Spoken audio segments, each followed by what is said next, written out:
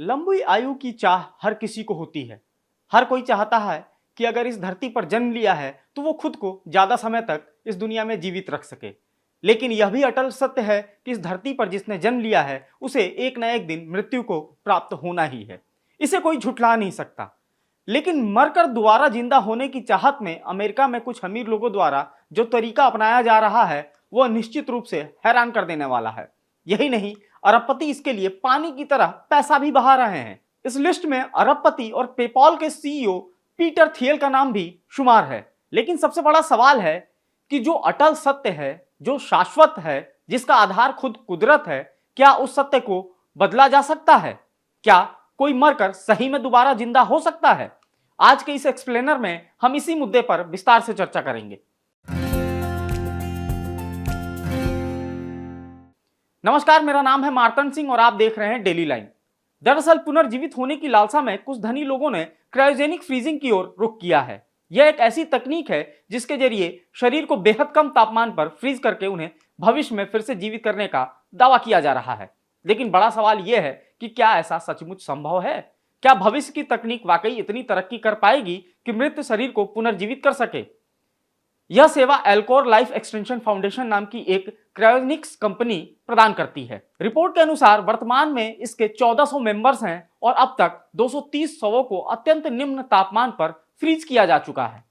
इस प्रक्रिया की लागत लगभग $2 लाख यानी 1,67,00,000 रुपए के आसपास है। हालांकि यह कहना अभी जल्दबाजी होगी कि क्या क्रायोजेनिक फ्रीजिंग भविष्य का चमत्कार होगा या विज्ञान का एक असफल प्रयोग। फिलहाल यह एक विवादास्पद प्रक्रिया है। इसके नैतिक और वैज्ञानिक पहलुओं पर बहस जारी है और पूरी दुनिया में इसको लेकर लोग चर्चा कर रहे हैं एक दूसरे से और इसको जानने और समझने की कोशिश भी कर रहे हैं। सबसे पहले जान लेते हैं कि आखिर ये क्रायोजेनिक फ्रीजिंग किस बला का नाम है और ये काम कैसे करती है। क्रायोजेनिक फ्रीजिंग को क्रायोनिक्स भी कहा जाता है। यह एक वैज्ञानिक प्रक्रिया है जिसमें मृत शरीर को बेहद कम तापमान यानी -196 डिग्री सेल्सियस पर प्रिजर्व किया जाता है। इसका मकसद यह है कि भविष्य में जब चिकित्सा विज्ञान में पर्याप्त प्रगति हो जाएगी तो इन्हें पुनर्जीवित किया जा सकेगा। इस प्रक्रिया में शवों को लिक्विड नाइट्रोजन में डुबोया जाता है ताकि बर्फ के क्रिस्टल बनने से रोका जा सके। अधिकांश लोग इसे महज एक धोखा मानते हैं और इसे कोरी कल्पना बता रहे हैं। लेकिन कुछ अमीर लोग भविष्य में हजारों साल बाद जीवित होने की आशा में अपने प्रियजनों के मृत शरीर को संरक्षित करने के लिए पानी की तरह पैसा भी बहा रहे हैं।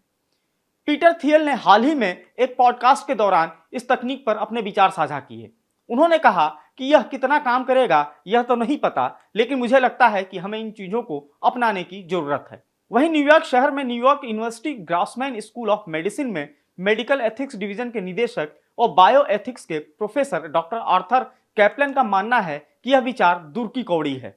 न्यूज एजेंसी रॉयटर्स को दिए अपने इंटरव्यू में उन्होंने कहा कि एकमात्र समूह जिसे आप वास्तव में संभावना के बारे में उत्साहित होते हुए देखते हैं वे लोग हैं जो दूर के भविष्य का अध्ययन करने में विशेषज्ञ हैं या वे लोग हैं जो चाहते हैं कि आप इस कंपनी को खूब पैसे दें। कैप्लन ने बताया कि क्रायोनिक्स एक आशा पर टिका हुआ है कि भविष्य में विज्ञान इतना एडवांस होगा कि लोगों को पुनर्जीवित कर सके। एक शरीर को जमाने में कम से कम $2 लाख और अकेले मस्तिष्क के लिए $8,000 का खर्च आता है। एल्कोर का कहना है कि उसके अधिकांश सदस्यों के पास वह पैसा नहीं है, इसलिए वे जीवन बीमा का उपयोग करते हैं। एल्कोर वही कंपनी है कि जो क्रायोनिक्स की फैसिलिटी देती है। कैलिफोर्निया बर्कले यूनिवर्सिटी में मनोविज्ञान के पूर्व professor James Hiram Bedford cryogenic freezing से गुजरने वाले पहले व्यक्ति थे। जनवरी 1967 में गुर्दे के कैंसर से उनकी मृत्यु हो गई थी, जिसके बाद क्रायोजेनिक तकनीकों का उपयोग कर उनके शरीर को संरक्षित किया गया था।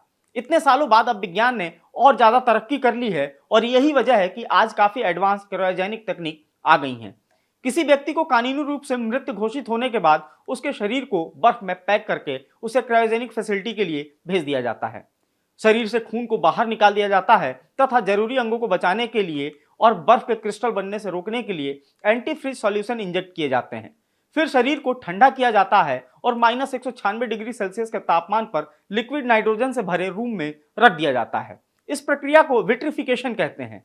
वहीं बात करें लागत की तो क्रायोजेनिक प्रिजर्वेशन की लागत अलग अलग होती है।